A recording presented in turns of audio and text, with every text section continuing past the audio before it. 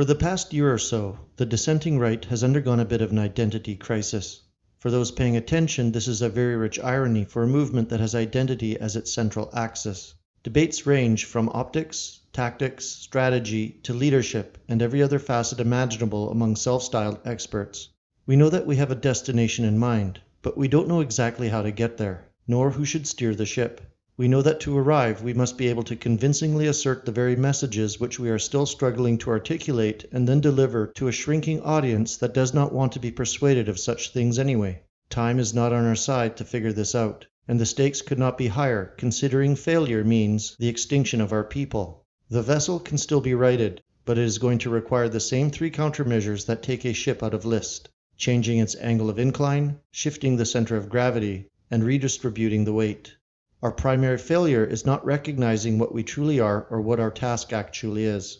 We have allowed ourselves to be defined in a political sphere, but we are not merely asking society to change its politics. We are asking society to change its soul. We cannot make progress until we understand that we are not political reformers. We are religious reformers, and we must begin acting that way.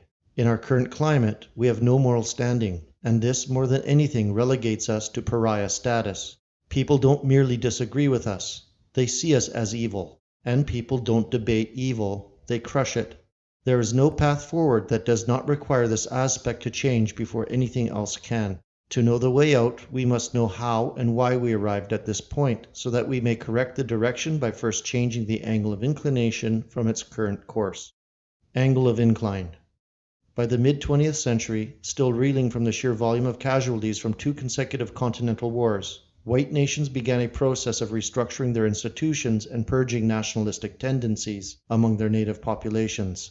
In a spiritual awakening of sorts, European descended peoples explicitly identifying as a group became equated with atrocity: the Holocaust of Jews, slavery, segregation, colonialism, apartheid, subjugation, and the exploiters of resources. Our very identity became an original sin, and an endless source of guilt that could be accessed by those wishing to rub our noses in it. A new morality emerged to guide whites towards what they believed to be the pursuit of absolution. Strident positions on race, especially the wickedness of whites, became effectively a new religion that entrenched itself into every aspect of society and culture. European nations removed themselves from the underdeveloped world as colonial powers. In the US, the government began forcefully integrating racially separated populations and engaging in massive programs to address poverty and political disenfranchisement of blacks. All white nations opened their immigration policies to welcome non-white peoples from every corner of the globe to live among them as equals. Economic policies transitioned in scope over the decades from national to global. No longer was the primary focus of a nation protecting and growing a stable, prosperous native-born middle class so that they could enjoy comfortable, rewarding, family-oriented lives. The primary focus of European-descended people instead became uplifting the non-white world, while simultaneously wresting away the ability of their own native populations to use democratic means to act in self-interest, lest they drift themselves again towards evil. Such were the demands of salvation. Nationalism was not defeated by changing people's minds through persuasive debate, academic argumentation, or empirical data. They were defeated first in warfare, and then by accessing white people's sense of justice and tugging their heartstrings. The public did not change intellectually. The moral axis was reoriented. Like it or not, fairly or unfairly, opponents of the post-World War II spiritual reckoning will forever be associated with these incidents, no matter how sound the reasoning of our critiques are of the ultimate consequences, up to and including our opposition to our own extermination. Ultimately, though, these punitive pressures are what is fueling the alt-right. Center of gravity. The moral underpinning of these post-World War II imperatives rapidly developed its own doctrine, and as an informal state religion, reaffirmed the creeds of its faith constantly through culture, institutional education, and pure enforced social custom. What we call the narrative is in fact a self-reinforcing creed of a very pious population practicing a faith that is just short of compulsory as a condition for civic life. The system itself is now in crisis because the position of high priest, the POTUS, is currently staffed by someone seen as insufficiently pious to the doctrine of this church. The clergy, otherwise known as the media, treat him with the legitimacy of an anti-pope for his blasphemies, border walls, anti-globalist language, his Muslim ban, among many others.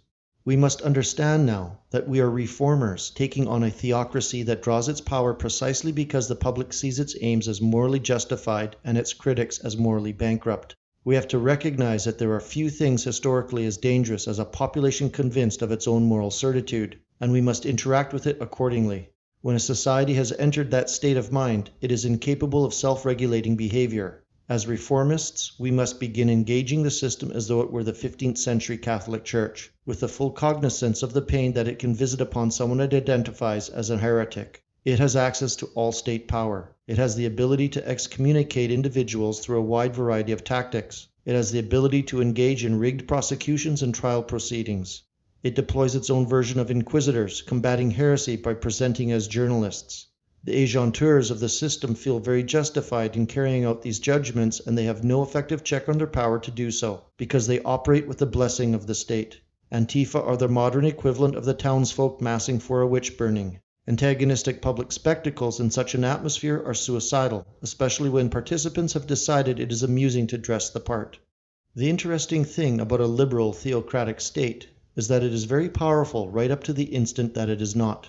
There is generally no singular event that brings it down, only cumulative things that build toward an initiation of the cascade. Like a dictatorship, when a theocracy falls, it is because it has already been discredited, and public support has eroded well before whatever catalyst ultimately nudges it over. It is the last to know that it has lost power. Our primary objective remains shifting the center of gravity. We must continue discrediting the foundations of morality from which this system postures and justifies its anti-white actions. A theocratic order loses its final leg once it has no ability to rule through fear, because after being exposed as a fraud, the Church has already emptied itself of zealots and true believers willing to enforce its diktats. We accomplish this by forcing the system to defend morally indefensible things. You see, ours is not the only vessel in full list right now. The liberal religious narrative is losing consensus on identity in the West, which is why its ministerial class considers controlling the discourse so important. They realize just how rabidly public sentiment can pivot, particularly should they be forced from a moral high ground with its priests pounding the podium impotently to vacant pews. They recognize just how intense the distrust and resentment coursing through the public is, and how tenuous their grasp is should it have to compete in an arena of ideas. They realize that they can still lose, which is why there is so much anxiety in how exactly to deal with us and our ideas. We simply just have to believe we can win, and like reformists before us, then work tirelessly and strategically to achieve it. Now is the time to press our efforts and tip their ship from list to capsize, just as we are writing ours. Redistribution of weight. The nature of warfare is that each battle is a fluid situation requiring real-time adjustments. Tacticians understand that he who fights the previous war loses. 2016 was fun. We all had a great time shifting the dialogue and moving the Overton window. But being bold and shocking only works for so long. People will cease to find it intriguing. Shock is only a tactic, not a long-term strategy. The more it is used, the less effective it becomes. We claimed a beachhead, but there must be a second wave of more conventional reinforcements for our guys to take more ideological territory.